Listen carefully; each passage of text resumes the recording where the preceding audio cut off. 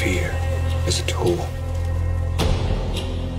But when that light hits the sky, it's not just a call.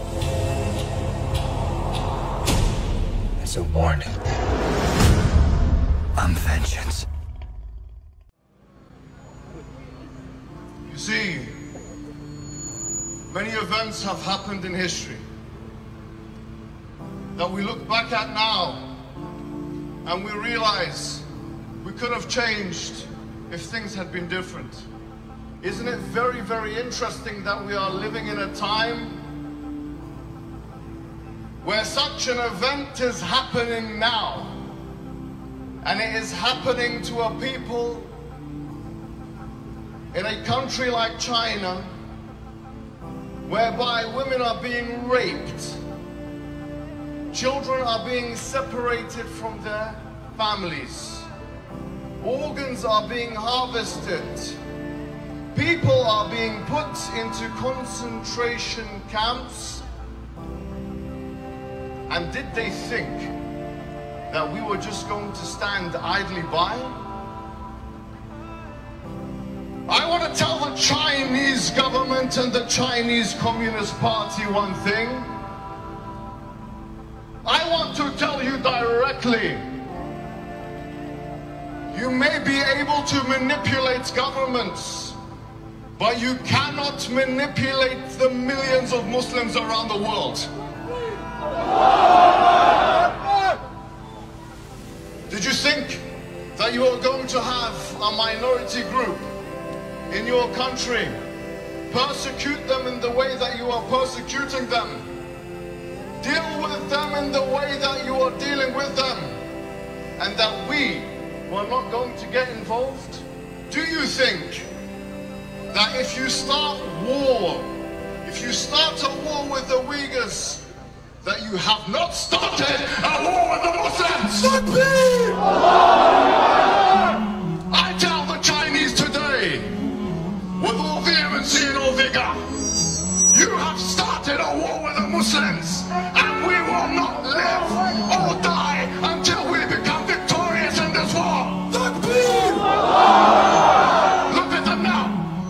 Look at them looking at me. What are you looking at? My question is, what the hell are you looking at?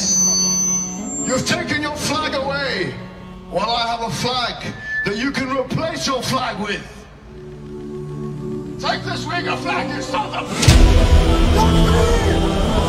I tell you today, you have nothing to offer the world.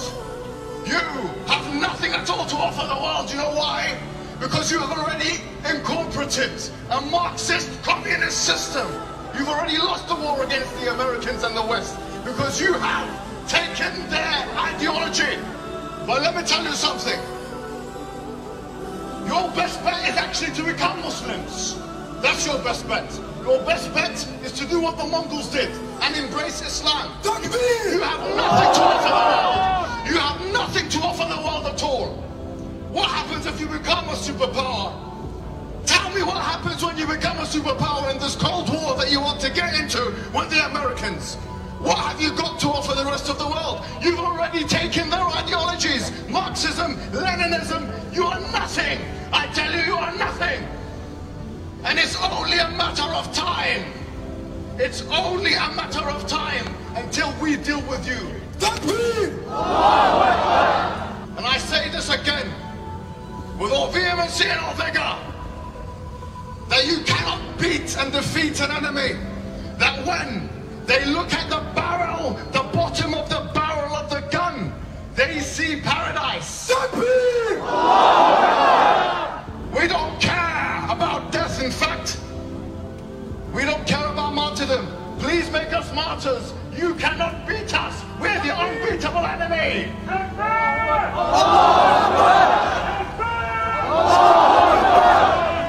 You should actually learn from the Uyghurs.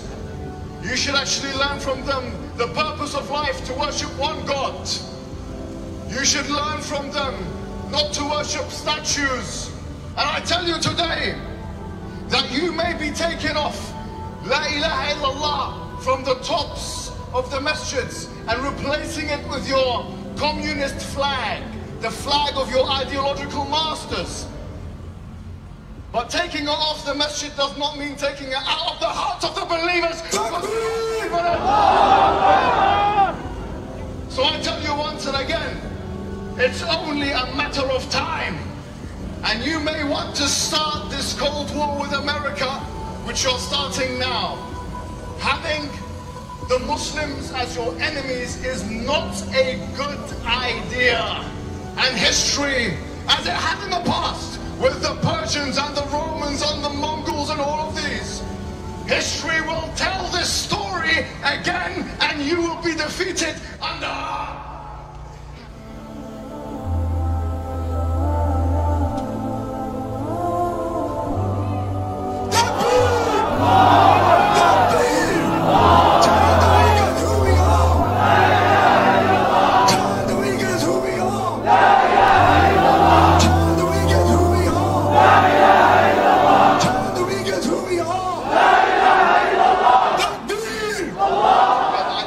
about Uyghur culture, but I know one thing, that we are here for the Uyghurs and we will not rest until justice is served.